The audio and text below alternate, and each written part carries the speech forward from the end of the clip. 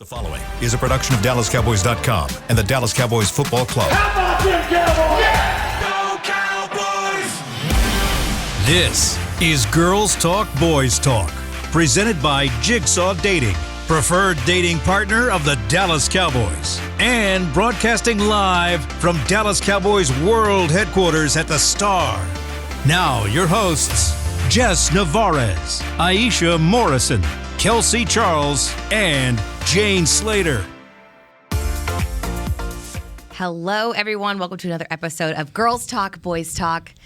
I am your host today. Gosh, taking over for, I got big shoes to fill, though. I realize that. Definitely not replacing by any means. Jane Slater is taking the day off, well-deserved rest day for our queen. I mean, listen, it's been a long week for a lot of us. Yeah. I think Cowboys Nation, the game didn't help. The developments after the game didn't help. Yeah. So, but you know what? We're all in it together. Well, and the fact that it was a Sunday night on top of that, those Sunday night games are already brutal. The scaries. They really, those scaries hit. You have Sunday night and then all of everything else that just piled on top. It was an exhausting Monday. Oh. There you go. Don't lie. No. Well, she said out loud. First of all, I would never. Okay. Ignore me. I mean, we talked about bunions on here before, so I think that you've kind of broken the bank. It's all open. It's all out there at this point. You might as well. Hey, listen, I get the BGs before the game. I don't have no shame. I feel like I bet you a lot of players get the BGs before the game. It's a real thing. It's a real thing. It's a real thing. You can't help what your nervous system does. It's an anxiety thing. It's all I'm good. struggling. Bless you. Hey, guys, welcome to Chris Beam to the show. He is our one true king. Amazing. One of our producers as well. All right, so I do want to jump in, though, because while we're getting Aisha's mic fixed, we are also trying to simultaneously fix our quarterback. And Dak Prescott had surgery yesterday on his thumb. I did tell you guys yesterday, I had like a similar injury in high school. Yeah. Didn't have to get the plate.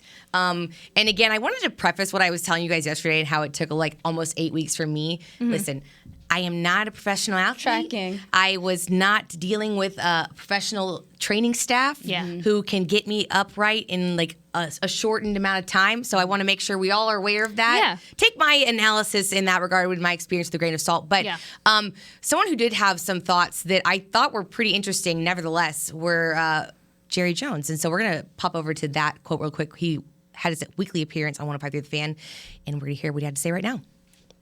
As you know, in medical, nobody knows those timelines good. But if we thought he wasn't going to be ready to go for 4 games, until after 4 games, we would put him on IR. We're not doing that. We think he can come in and play, so we don't want to not have him out there practicing. We want him getting prepared, and we'll see how he handles this thing, how it heals, mainly how he can, his strength, how he can grip the ball, what his status is. But that's not being an optimist. The proof is that we got a good surgery, got good technique, and feel better about it than we did Sunday night.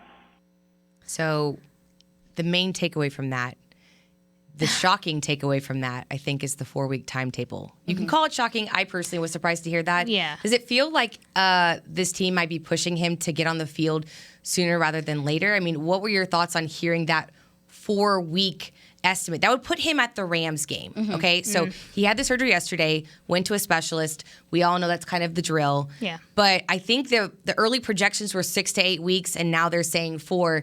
Jess, are you feeling comfortable with that number? Or are you a little nervous about what Jerry has to say about his potential return? Look, here's the thing. I always get nervous about players returning from any form of injury. So that's always a worry that you're putting them back in too quickly. However, you're talking about your franchise quarterback. You're talking about your QB1, and you're talking about his throwing hand. I think it would be one thing if it wasn't his throwing hand. Already an injury that is worth keeping an eye on. You need both of your hands. Right. It's your throwing hand. And I think my biggest fear would be bringing him back too early, and with that, you re-injure, and then you're in an even worse position than you were before. And very similar to what we saw happen with the Bucs side of the ball with Chris Godwin. And I think re-aggravating an injury is just something that you really have to be careful with. And what I don't want to happen is, say the Cowboys don't put Dak Prescott on IR, which they're not going to. Right. And what if he's not ready at that point?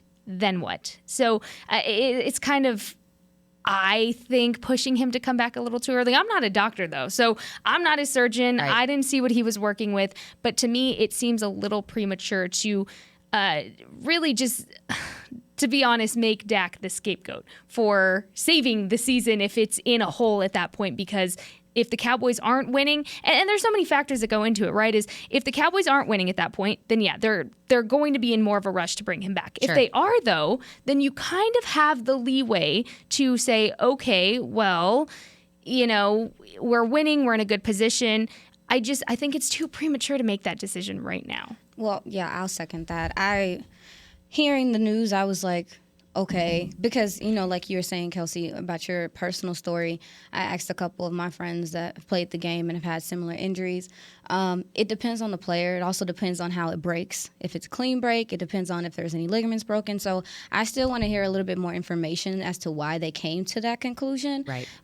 However, I will say that with what you were saying, Jess, about him being rushed back and stuff like that, I don't know how all of IR and all that stuff works, but if they don't put him on IR and he's not starting at game 4, game 3, or whatever, maybe they still want the opportunity to be able to slowly ease him back into playing. Right. And Yeah. so that may be the reason why. And because you may see Cooper Rush or Will Greer, in my opinion, play. My bad. You might see them play. You might see them play. Right, but then in this game 3 or Right. game Yeah. 4 or whatever, Yeah. maybe Dak plays the second half. Right. Maybe they just start easing him with snaps. So I kind of want to keep my ears low to the ground and see what happens with that. But when you're talking about, I know we're gonna get into it more about the game because I still got a lot to say Oh, about. girl, me too. We're what all happened. we're all still. But in regard to doing that, yeah. in regard to his injury, I feel like I definitely was positive about it because I think one thing we also have to understand too is that Dak is a diligent worker, and whatever way he can get back on the field, he's going to. Yeah. They were talking about he was even have his surgery the same night if he would have had the opportunity to. So I think that's something we also have to consider when we're talking about players coming back from injury. Yes, Britt Brown and them, they're fantastic at what they do. What they did with Jalen Smith was insane. Yes. That was magic. It was Yes. absolute magic. As someone that has nerve damage down my left leg, insane what they were able to do with him. Yeah. So I definitely have faith in the Cowboys training staff and them being able to help him, but I definitely want us to keep considering the quarterback and how the quarterback works. And this quarterback wants to be on the field. So he's probably going to do everything he possibly can to do that. So I just wanted to consider him there. Kelsey, I wanted to ask you Yeah. yesterday. I meant to ask you, after that surgery, what did your thumb feel like? And even now that it's years later, is there some things or some ways you can't really move it? And again, we're not saying that it's the right comparison, right? We just said that. But Sure. I'm just curious, is there any limitations you have with your thumb that maybe you've noticed or No. anything like that? None, honestly. I mean, it really was just like a pin. I have a scar. I have a little scar. If I felt like you'd be able to see it. It's so it's so small you can't even tell it's there. All right. You have a scar because they literally put a pin. This is my specific surgery. They put a pin through my thumb to connect the bones again, and you just had to it just looked like a little I don't even know. It just was a pin through my thumb. Yeah. And, and honestly, everything's fine. I don't even remember that I have it. So I mean, I have full confidence, like you said, in this training staff. I'm not worried about them. I think the one thing, I think you made a really good point. So when you do go to IR, you don't have the ability to participate in some of the activities and some of the practices. They want him to practice. They They want him to stay around. They want him to, because this is a young receiving core like we've been talking about and stuff. So I definitely feel like they just wanted to keep the option of him being on the field because it is also because it is a thumb thing. And I do believe if it wasn't a thumb, you've seen players have finger injuries and still play through them. Yeah. So I think it was like big clubs. tracking. So I'm The sure tape he's extremely frustrated because he's like, out of all the fingers, Had to be a thumb. he probably could have dealt with with the being able to grip the ball and stuff. So I think they just want him close and to continue to work with them. So at this point, just given everything that's transpired, I'm learning myself to take things with a grain of salt. But with the supporting evidence, once we get it, if we get any, Then I'll go ahead and make a determination for. Yeah. But for Dak, I'm happy that it's not as serious or it's not going to be. Because I think time away from the game is hard on him. So I definitely think this is good for him. Yeah, let's go. We did talk about the backup quarterback situation, and obviously I think you have a preference. It sounds like you like Will Grier, and I respect it because, like, listen, I don't think going into training camp anyone thought that he would be giving Cooper Rush the time that he did. I mean, listen, like, it was like, I like to joke about Ben DiNucci. I'm a Ben DiNucci stan. I love him. I was about to bring him because up. It's fun for me. Like, I go full blown internet on game day. Like, it gets a little reckless. That's fine. Like, all caps Kelsey, okay? So, but I feel like for me, how do you guys feel about the backup quarterback situation? Because at this point in time, it is going to be Cooper Rush is your number one guy. Yeah. But I think back to the quarterbacks in the backup room in years past where I almost feel like we got a little spoiled, dare I say, with our backup quarterback situation. I mean, we had guys who were previous starters in the league who are backing up Dak, who are backing up Tony. So you knew when Kyle Orton went in the game, he had done it before, right? You knew when Matt Castle went in the game that he had done that in Kansas City. Like, you didn't have to worry about that. Cooper Rush, I mean, it's very limited the time he spent as a starter on the NFL field. So my thing about Cooper Rush, and all respect to him for what he did in Minnesota, and obviously being around, it sounds like Dak and him have a good relationship, and he feeds information into Dak, because sometimes I noticed that about a lot of backup QBs. A lot of backup QBs know the game. They just struggle with still, the process, the executing. Yeah. So there's like Kellen Moore. Absolutely. So literally. Shots fired. So there's still some information he's getting there. But the thing that I saw with Cooper Rush in training camp, and this is something that happened last year as well, is that it just felt like that ball is late getting to those receivers. It's just not enough zip on it. And in the preseason, you even saw the ball was so late that some of these wide receivers were put in weird positions. But I will also say, this is a point that was brought up on Skywalker Steele's show earlier today.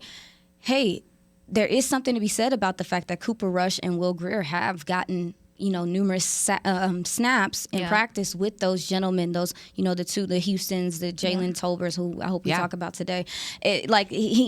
So there is a little bit, maybe, with Dak coming in, no preseason, those guys maybe are not fully connected, but they did have preseason games together. So I thought that was a good point. And to your point,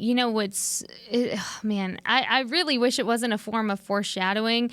During the pregame warm-ups on Sunday, my dad and I were sitting there watching Dak, and we were watching Cooper Rush, and we were sitting there comparing the two. Like, look at how zippy Dak is when he throws. Can you tell us that you did this to us, Jess? I'm not saying that. I don't want to be the bad omen. Nobody tweet me telling me I'm the bad omen. Oh, my goodness. But you can see it. You can see the visible difference. But to your point about him working with all of the wide receivers throughout training camp, do I have as much faith in Cooper Rush as I do in Dak Prescott? No, obviously nobody will. Yeah, he is your second string quarterback for a reason. However, I would feel a little more nervous if he didn't get as many snaps as he did during the preseason. Both him and Will Grier, and mostly him, because Will Grier was down for a good amount of the preseason. Yeah. So he was really having that time to connect with the wide receivers, to make those connections. And looking back now, it's probably a good thing that he did get those preseason snaps, and he got those practices, and he was getting those second reps right behind Dak. And I'm not saying I'm 100% confident in him, because everybody has a right to be nervous when you're talking about a backup quarterback, right? But I think people aren't giving him enough credit to the work he did put in this preseason, during the offseason, that he did. And the guys have the respect for him in the locker room. It's not like he's just walking in here. He has those pre-established relationships with these guys. He's been here. He's somebody that they look up to and they respect. So that's hard to earn as well. Well, and I will also say, and I'll let you go ahead, Kelsey, but I wanted to say with the Will Grier thing, when Will Grier started, kind of competing with Cooper Rush for that position, I said to myself, which quarterback, if Dak was to go down, which quarterback is going to cause me to have to change my offense more? Yeah.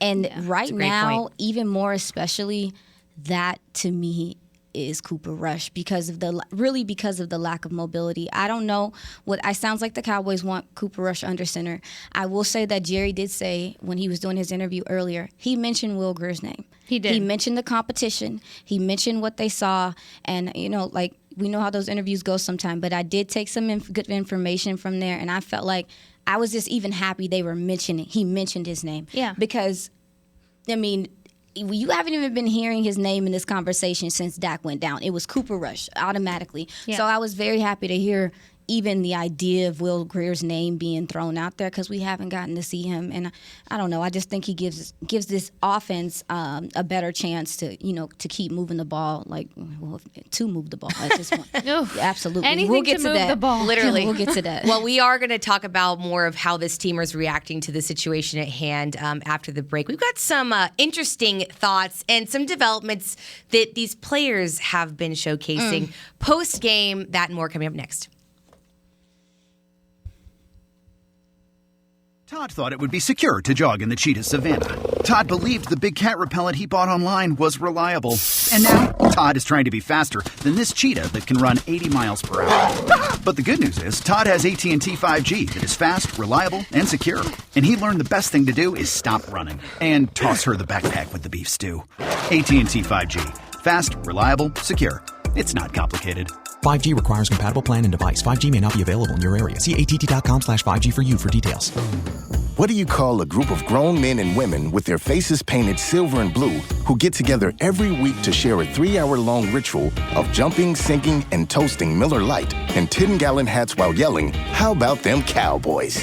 You call it Miller Time in Dallas. Here's to the Cowboys. Here's to the original light beer. It's Miller Time. Celebrate responsibly. 2021 Miller Brewing Company, Fort Worth, Texas. The Cowboys way, where 16 Hall of Famers and 5 championships shows us what success looks like. Where turkey is always the second best part of Thanksgiving Day. Where we are all defined by one single thing, the star. Where we as fans know it's our job to keep the tradition going. Bank of America is proud to be the official bank of the Dallas Cowboys and to support the quest of living life the Cowboys way. Copyright 2020, Bank of America Corporation. This sweet! Did you get to work on time? Yeah, but I just realized it's Sunday. Little Sweet says head on home. Dr. Pepper's on its way. So sweet, unique. Baby, there's nothing better. I bet you've probably done something that deserves a Dr. Pepper. Did you invest your nest egg in an NFT? Yeah, and I don't even know what that is. It's a non-fungible token. Everyone's done something that deserves a Dr. Pepper.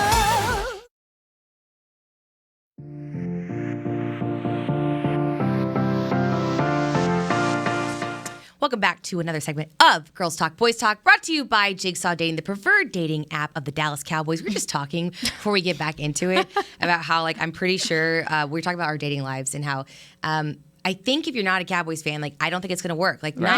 I understand having a differences that actually makes you a stronger couple for some people. Yeah. But every Sunday, you have to know what we're doing. Right. Well, and you have to keep up. And if you're going to watch Girls Talk, Boys Talk, which you absolutely should, you're not going to know what's going on. So, yeah. And you cannot be a Philadelphia fan. I'm sorry. Absolutely not. Absolutely. That's a hard line. Anybody watching this, if they are a Philly fan, red flag, automatic run, immediately say no, just leave. Yes. Just tell them. I don't need to give you a reason. I question You're your sanity. fan. I'm concerned. I just question the kind of person you are.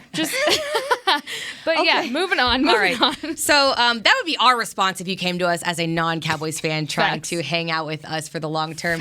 But I do want to dive into more of how the team is responding to this ugly, ugly game. I know you all saw it, so I hate to rub it in. I'm going to say it again. Dallas Cowboys were the only team in Week 1 to not score a touchdown, so that is fun. Salt in wound. Yeah. Salt in wound. I just love how we keep collecting trophies of the wrong type. It's exactly what it is, and it's, to an extent, it's when is enough of this? Right. And how, we all hear it all the time, whether it's on Twitter, whether we're watching it, no matter what. Are these kind of things being brought up in the locker room is my question is, hey guys, this is unacceptable. It's embarrassing, really. And I think there's so many guys, this entire team deserves better than to be that low in the totem pole across the NFL. Yeah, it's embarrassing to say the least. I think that's the only way you can describe it. Yeah. But I do feel like as a player, this game is just as mental as it is physical. Exactly. And you really do have to figure out how to have a short-term memory. You know, that was obviously a terrible game. You have to be able to stand up and shake it off and move on. And I want to let you guys hear what Dalton Schultz had to say and get your thoughts on that, because I feel like he has emerged as a leader on this team in recent years. And I really love what he had to say. So, Jazzy, let's hear what Mr. Schultz. Yeah, I mean, not how we wanted to start the year off, absolutely. But then again, obviously, there's, like any first game, whether win or lose, there's a lot of really good tape to watch. So that's all we can do. Go back, evaluate what we did, and come back ready to go next week. All right, so Aisha, I mean, thoughts? Because again, like he didn't even have like an amazing game, but he at the same time had one of the best games of anyone who was on the Cowboys team. Yeah, Doesn't say much. I wanted to. So listening to the interview and listening to the players' interviews, especially when you start talking about like tight end, rewatching this game over and looking at the tape and stuff, like there's only so much some of these guys can do in these situations, and I really want to bring attention to the play calling. Like it's, I watched the game over and over again because I thought I was tripping. Pain. I thought I was tripping because I kept seeing plays that I saw in the 49ers game. The Saints game last year. I started seeing a lot of the same things happening. And it was really frustrating in this game, too, because the Cowboys did have some success running the ball early. They did have some, like the tight ends were, Peyton Hendershot was not afraid to get in there and block. I saw some good things from him. They had some success taking the edges, running the edges, and scheming up things there. And they went away from it. And when they went away from it, it really, at that point, there's 7 DBs in coverage. They're rushing 4 like the Broncos did, the blueprint. And, dang it, Vic! More pain. Honestly, there was the lack of there not being a vertical threat really hurt the Cowboys. It desperately hurt the Cowboys, and I can't explain it. Like there's an element in football that I think doesn't get talked about a lot, and it's just player to player respect. What do you do well? We can sit here and talk about X's and O's all the time and stuff, but if that team doesn't respect what you do offensively, it doesn't matter what you're flashing. It doesn't matter what's going on. And very quickly early in that game, you could tell that Tampa Bay said, "We know y'all can't pass the ball." They were jumping routes. They were biting on everything. It was just so evident. And I just right now with this offense, I'm trying to figure out where the preparation is, because even casual fans can look at this game and say, why did you go away from the run? Right. Why would you go away from the run? Ezekiel Elliott averaging 5.2 yards a carry. Why would you go away from the run? And, I mean, granted, your quarterback didn't play well. He didn't play well. But at the same time, it felt as though they were almost scheming into the worst parts of that defense. It was they played into what Tampa Bay wanted them to do. And it was so frustrating because you're waiting for a counter. You're waiting for what's the next thing. You're waiting for a second half adjustment. So excuse me for going on my rant, but when I hear Dalton Schultz, who I think is trying to put forth the best effort he can in a contract, on a franchise tag, this stuff can't happen. Penalties. We talked about penalties. Don't get me started. Granted, we heard Kellen Moore comment on on guys if they can't hold up, if they can't play that role and play that position at a high level, then maybe you'll find another guy. And I feel for Terrence Steele because he doesn't have a record of getting a whole bunch of pre-snap stuff, but those were drive killers. And I'm just right. I'm sorry, y'all. Right now, where I'm at it made me sad hearing Dalton Schultz because I'm like, he can only do so much as a receiver. He can only do so much for this offense. These receivers are going to have to come on with it, too. Well, and for Dalton Schultz to step up and be the leader of the offense, like you just said, he's on that franchise tag. So this is his year to prove he is that guy. I am worth the contract. So he made a statement early in this game to say, hey, I'm clutch. I'm here. I'm wide open. I'm going to make myself wide open. And again, that doesn't say much for the game that they had, but something else he said during that post-game interview in the locker room was, he said, quote, "You got 2 choices. You can either run away from the storm or you can run right into it. I know myself included, and everybody in this locker room is running right into that MF. That's just our approach." I'm not trying to get bleeped out, everybody. I'm not trying to cuss on here. But can't relate. But here's the thing. I respect Dalton Schultz and the stance that he's taking is becoming really an offensive leader, because looking back to his rookie season, everyone said, who? Dalton Schultz? Who's that? He's not going to be here this year. He's not going to make the 53. We're never going to hear that name again. He's really established who he is as a player for this team and in that tight end position. And I can respect that. However, you can only respect so much, right? When the other team has zero respect for you, especially early on, like you said, Aisha, to your point, when they saw exactly what they saw last time that they played them, like, oh, this is going to be easy because it's the exact same thing. It's the exact same deficits that you had last season that ultimately, one, cost you the game, and two, that you still haven't changed. And I think the most frustrating thing, I'm talking with my Cowboys fan side of my brain here, is when Mike McCarthy spoke yesterday in the press conference, he said, we're not changing anything. The play calling's not changing. And Kelsey, you said this. Something has to change. You have your backup quarterback who doesn't have the same play style as Dak. I don't believe you when you say that to me. Well, when you're talking about not changing the play calling, if you don't change the play calling and get more receiving options on the field, then nothing's going to.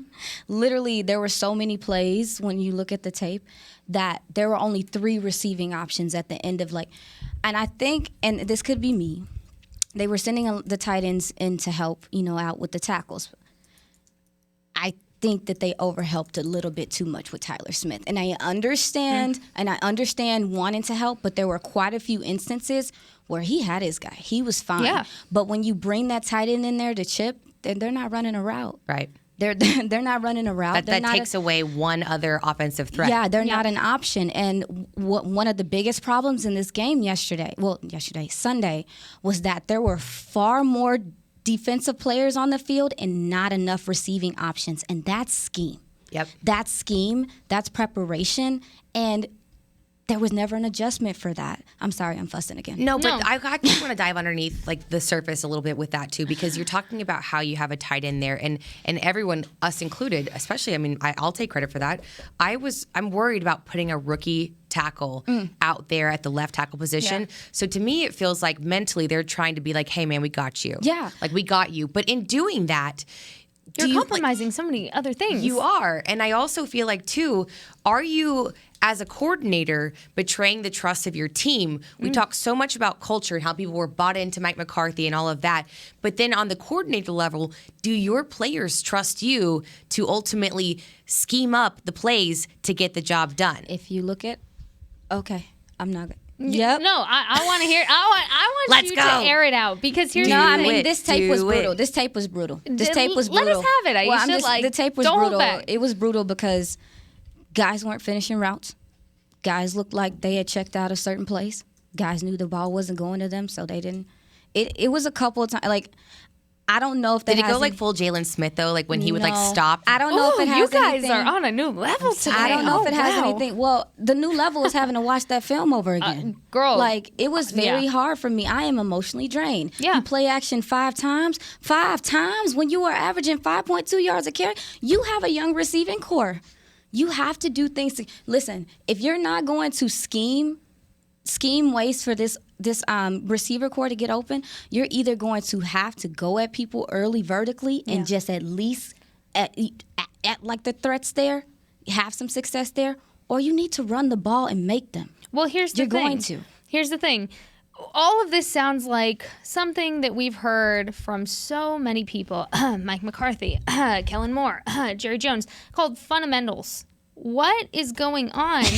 The Cowboys aren't even doing that. The Cowboys seem to have just ditched it, and really, it's frustrating because I haven't had it in me to go back and watch the game, Aisha. So I give you so much credit. I'm not gonna make you do it. Please don't make me. I'll take it on the chin first. Don't do that for yourself. I will say though, from what I saw at the game, they ditched it early, and I'm talking.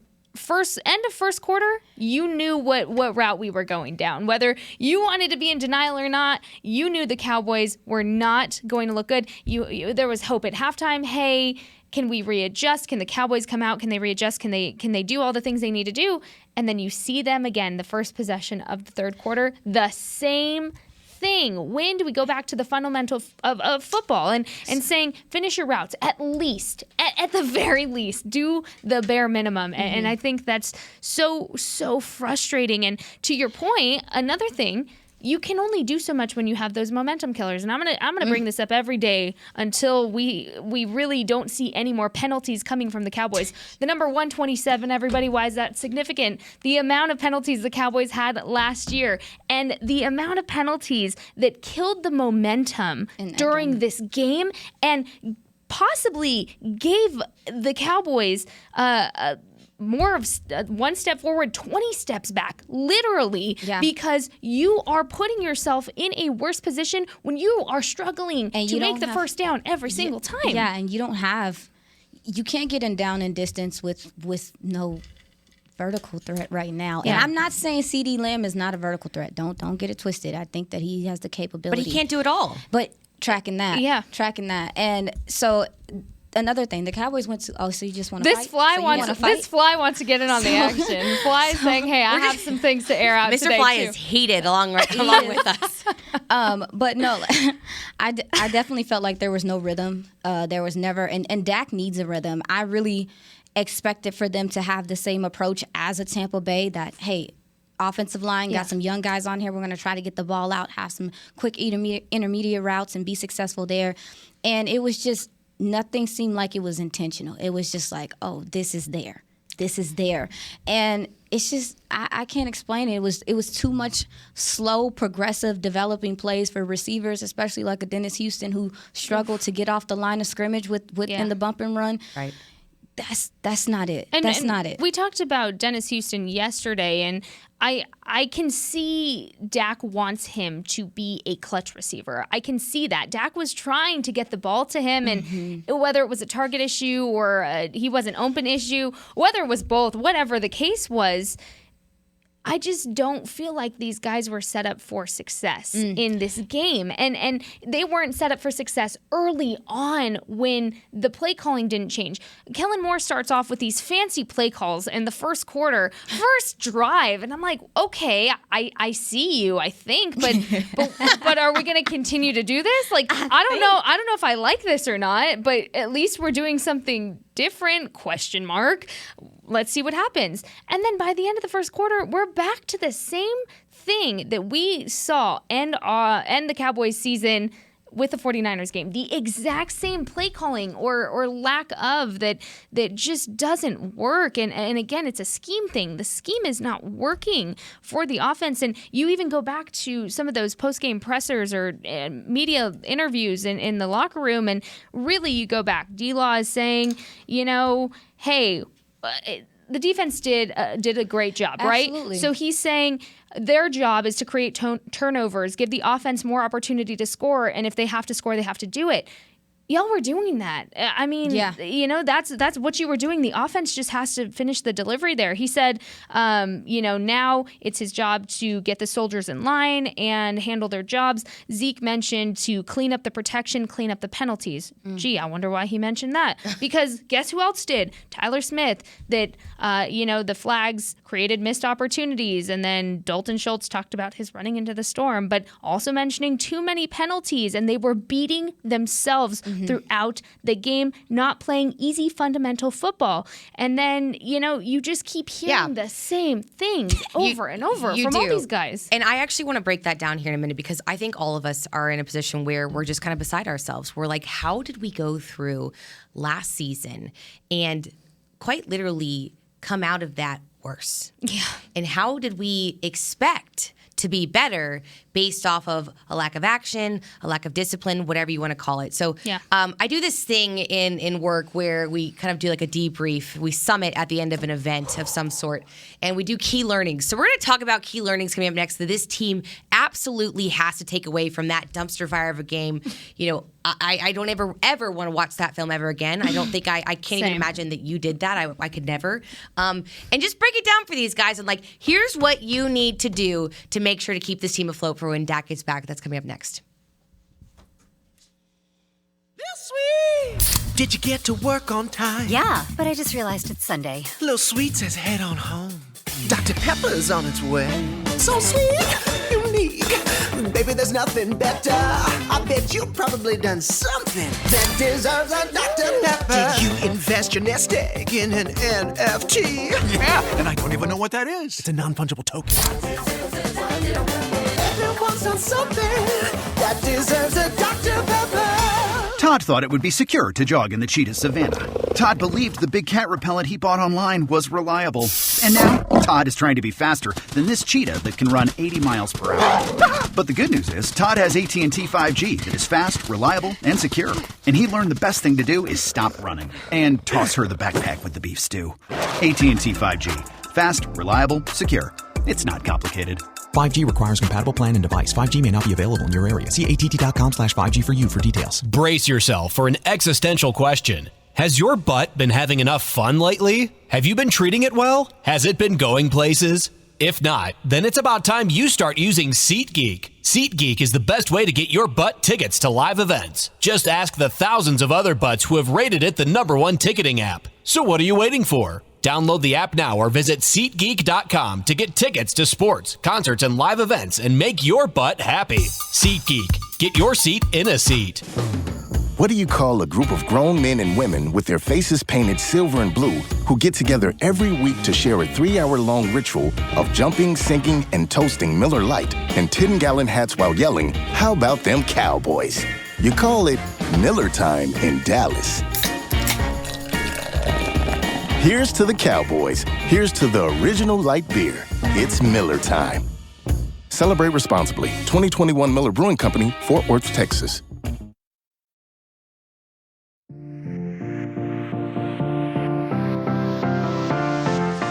Welcome back, everyone, to the final segment, Girls Talk, Boys Talk, joined by Aisha Morrison, Jess Navarez. I'm Kelsey Charles, if you don't know me by now. And we are brought to you by Jigsaw Dating, preferred dating app, the Dallas Cowboys. Also the GOAT. Yes, also the GOAT. Save us from ourselves on the dating apps. We won't even go to there yet. We don't have time. We're not even getting that. We are here, though, to save the Dallas Cowboys from themselves. So, you know what? Listen. There's not a lot of silver linings in this last game. I probably pulled maybe like a 2 or 3. We'll get to those at the end, but I do want to get key learnings. Mm-hmm. You dug into the tape, Aisha. So let's break it down. Let's make it really tangible, like a list, right? Like a checklist, because apparently like this team needs that, and I'm okay with providing that. I'm a good list maker. Like, look, I got all these I was going to say, how about we make a list, we keep it, and then we come back next week and we go over our list. I love that. So what are some of the things that this team absolutely has to get right to keep themselves afloat? Honestly, dare I say, just through this next game.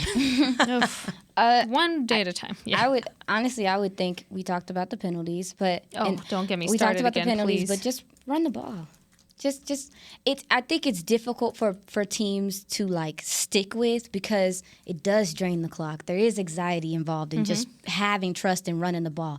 But if you're averaging 5.2 yards a clip, why? Right. Why? Because eventually they're going to tire out, or eventually they're going to have to bring another guy down there, and that's going to make things easier for your young receiver core. The play action, there was, like I talked about, there was only 5 play action plays, and they weren't that successful. They weren't designed that well either. So I feel like in this situation, you saw some success running the ball. You did. Tyler Smith had his few little growing pains, but he's moving people out the way. You have a guy that is going to continue to develop, stay healthy. It's nice. McGovern went down at left guard. Matt Farniok stock. That fly really wants to get in here. Get out of my business. So Matt Farniok wants to Frank the Fly. He stepped in and we saw it was his first debut, at left guard. But Jason Peters is insurance. Don't know what they're going to do with him. That's going to be interesting. This O-line could make an upgrade there. Like you never know. And if you do that, you already saw you could run the ball effectively without that. And the Bucs defense is no joke, right? Their front seven is no joke. So with that, I am confident in the ability, and I'm hoping that they continue to run the ball, because I think if you don't, the pass scheming you're doing is not going to do anything. You just have to run the ball and make somebody respect what you're doing. What about you, Jess? Okay, so obviously we're gonna stick to my least favorite thing to talk about, which is penalties. I was waiting for this from you. I'm gonna say it every week until it doesn't Clean happen. it up, boys. I feel like Sandra Bullock in The Blind Side, and she's like, "Run the dang ball." That I've never seen it, just for the record. Kelsey. Oh wait, Charles. no, I have. Just kidding. Don't hate me. You made me pull out the first and Continue. last name. Okay. Well, anyway, so aside from the penalties, I added to that because you said run the ball is on the list, but I put ... and stick to it, because that's the key thing is, sure, you ran the ball. We saw that and it was working, but at what point are we ditching the run game altogether and Zeke's getting 10 touches per game? Right, and it's unacceptable. So personally, adding to the list, I want Zeke to bust 100 yards. That is really the only way I think the Dallas Cowboys can really be effective in a game is when that man is eating, and he is eating 100-yard games. We have seen it be successful. We have seen it. We know it can happen. We know he can do it. We know he's no longer injured this season, and he's healthy. And he's ready. He looked better. He looked good. great. Right. When he was busting through, I was just waiting. Just keep going. Keep pounding it. Keep going and running. He was ready for a game, and he came out also with something to prove, because he had a lot of scrutiny. Let's call it what it is. He had a lot of scrutiny last season. Oh, he's washed up. Oh, he's not the running back, and Tony Pollard this. Yeah. And he had a lot to prove, and Zeke just didn't have the opportunity to really shine like I think he was ready to. Right. So for me, I'm adding to this list. I want to see Zeke have a 100-yard game, and I will not accept anything at minimum, and I won't accept anything less than that. Let's go. I'm preaching Speaking here. into existence. No, but I'm gonna build upon that, Jess, because I feel like we've touched on this several times, and accountability is really important with this team. You got to have the guys in the field that are going to make it happen, but it's equally as important that you have the guys who are scheming up the plays, who are putting you in a position to succeed. And I really feel like this Cowboys offense looks one-dimensional, and the lack of in-game adjustments is wildly concerning to me. And it just simply cannot happen anymore. Like you absolutely have to be nimble. You have to adjust. You have to take what the defense is giving you and do something with it. Mm-hmm. Like react, respond. I know you had a plan, but if the plan shifts, take it day by day and do something with it. Like I need to see a little bit more of a dynamic effort, if I will say. It needs to be all Dynamic effort. It's going to take, with the loss of a Dak Prescott, Yes. it's going to take an all-around effort. Correct. Because their losses were big prior to this, from in the receiver room. But now, like with no Dak Prescott, your receiver, I'm telling you, the receivers are going to have to step it up a notch. And that's coming to every ball. That's running each route as hard as you can, because you don't know when you're going to be open. Right. And we already knew that the receivers for the Cowboys had to step up going into this game pre-Dak injury. Now you're talking even more pressure, because you now have to reestablish that chemistry with Cooper Rush. Given we saw it during the preseason, and like you talked about, that's going to become a factor that he did get a lot of those reps in. But they've been practicing with Dak, getting ready for the Bucs game. You're right. No, you're so right. now you have to reestablish that chemistry, and you have even more to prove after the way that game ended, after being the only team in the NFL to not score a touchdown. You need to be in the end zone. All of you in the end zone. Go sit in the end zone. Let me go talk to that team and be like, I want to see each and every one of you in the end zone this weekend, because at the end of the day, that is, a lot of them are younger players. It's demoralizing for them to sit there and say, oh, you guys couldn't even make it in the end zone. That's so demoralizing. Right. And I want to believe that they're so much better than what they showed us. And maybe that's the delusion. Maybe, I'm not sure. But it's game one. We saw game one. so many better things in those joint practices and in the preseason snaps with some of the receivers that we're seeing right now. We saw great things from them.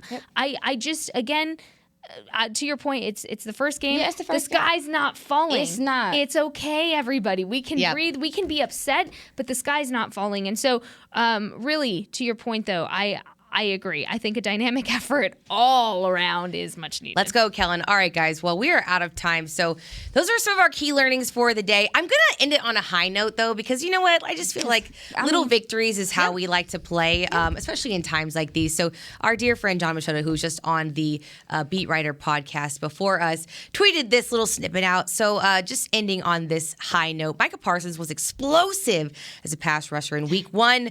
He notched 2 sacks against Tampa Bay and Tom Brady.